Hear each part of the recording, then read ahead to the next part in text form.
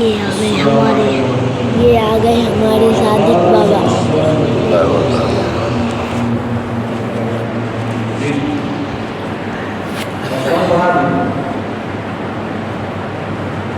आइए एकदम खुश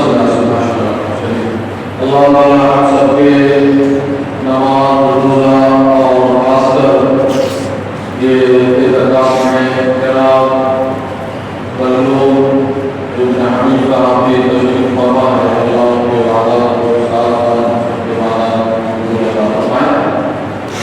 आइए एक हफ्ते वाली बात समाप्त करेगा, उसके बाद इंशाअल्लाह एक बात बनेगी 10 मिनट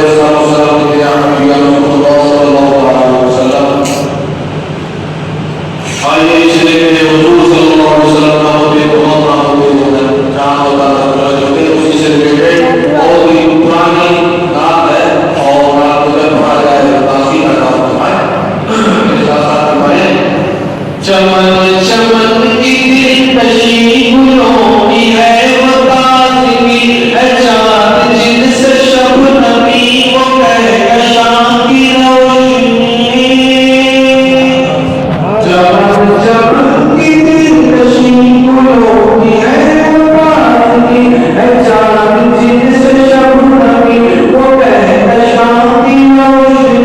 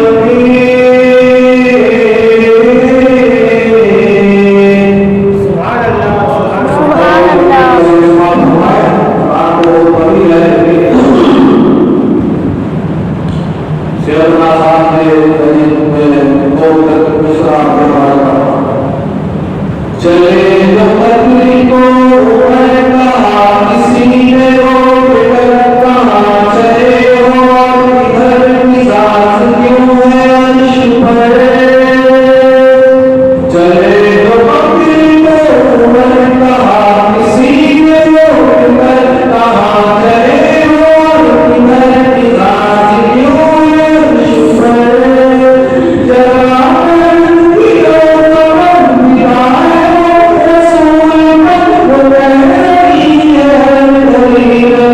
नबी नबी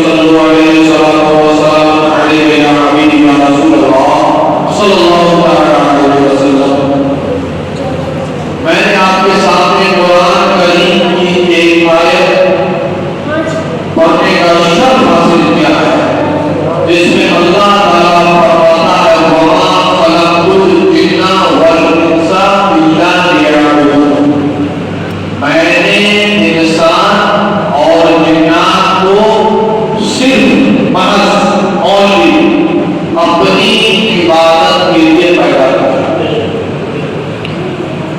अब सवाल उठता है, अल्लाह ताला इस आयत के जरिए अपने बंदों को क्या पैगाम देना चाहता है?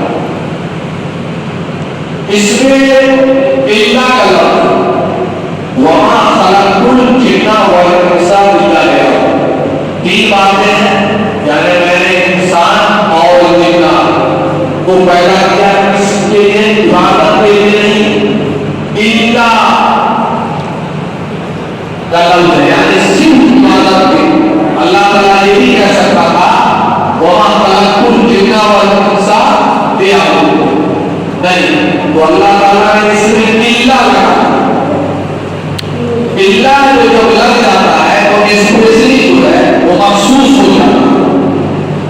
ये अल्लाह ताला का कलाम है, और जब आपके सामने अल्लाह की आयत पढ़ी जाए तो उसे ये दुनिया की आम किताब की बात नहीं होती, ये अल्लाह की किताब है जो पूरी दुनिया का कोई मायदान इसके अब मुकाबिल कोई आयत पेश नहीं करता। जबकि अरब का भी जुबान है वो भी ऐसी नहीं बना सकता। बात बड़ी ना हो जाए, मैं पॉइंट पे आना चाहता हूँ। तो कहने का मतलब अल्लाह ताला ने हजरत इंसान और हजरत जिन को इबादत के लिए ही पैदा नहीं, सिर्फ इबादत के लिए पैदा। इल्ला का लफ्ज़, इल्ला माने सिर्फ। लेकिन हम आप जब अपनी जिंदगी पर गौर करेंगे तो बहुत सारे हमारे जिंदगी में मराहिल मसाइल अकेला मसाइल जिंदगी के बेशुमार, मैं अकेला मसाइल जिंदगी के बेशुमार, आप ही कुछ